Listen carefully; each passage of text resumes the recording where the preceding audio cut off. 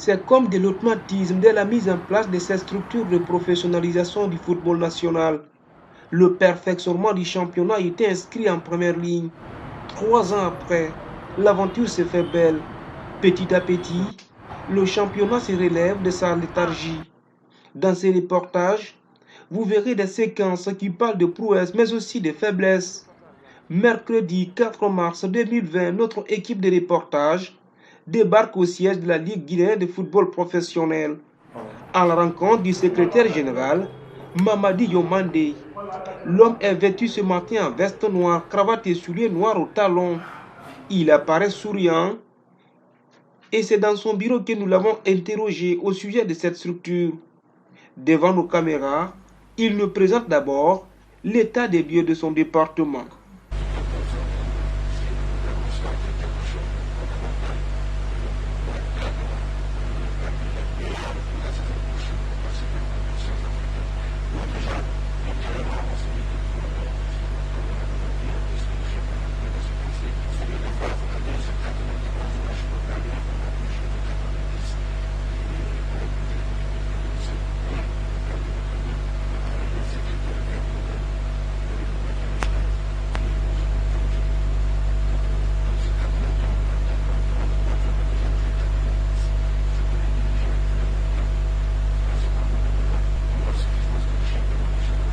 Sur le terrain, il y a bien des problèmes.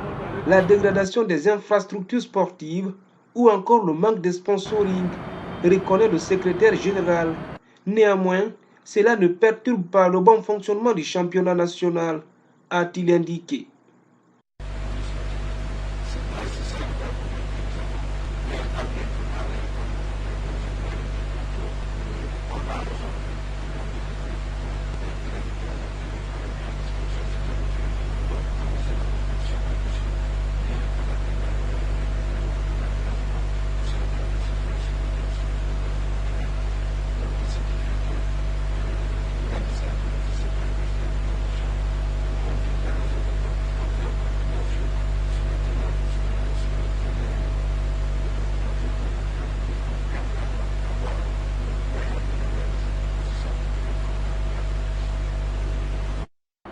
Quand nous avons promené notre micro dans les rues de Conakry, la capitale guinéenne, on aperçoit la silhouette d'une journaliste à quelques encablures d'un petit terrain de football situé à Kaloum.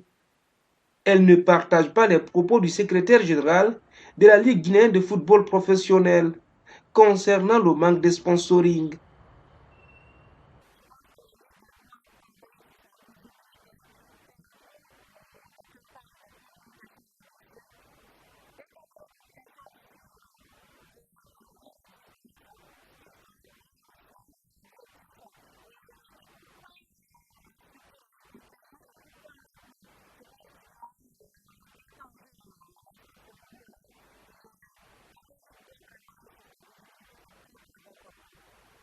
Plus loin, nous croisons un jeune de la trentaine révolu.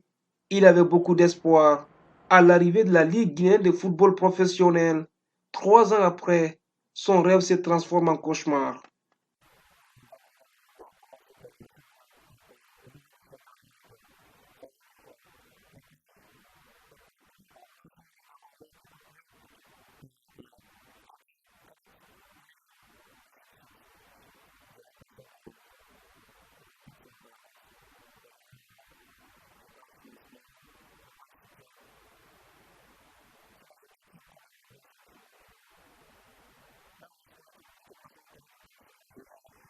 Ce sont bien des interrogations qui préoccupent des responsables de la Ligue guinéenne de football professionnel.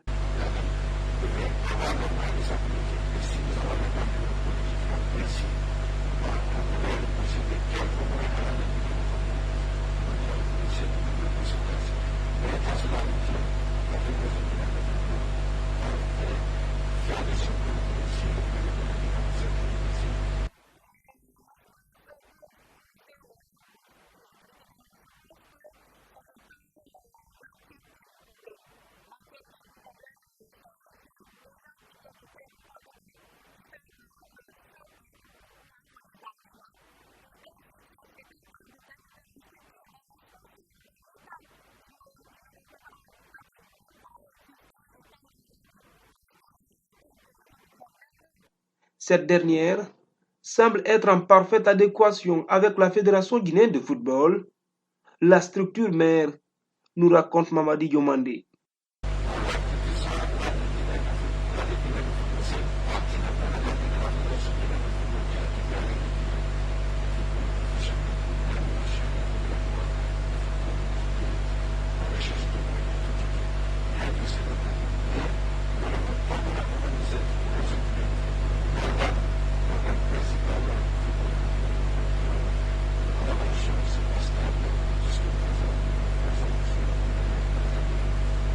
Même si des obstacles sont encore perceptibles, le football guinéen a encore des beaux jours devant lui.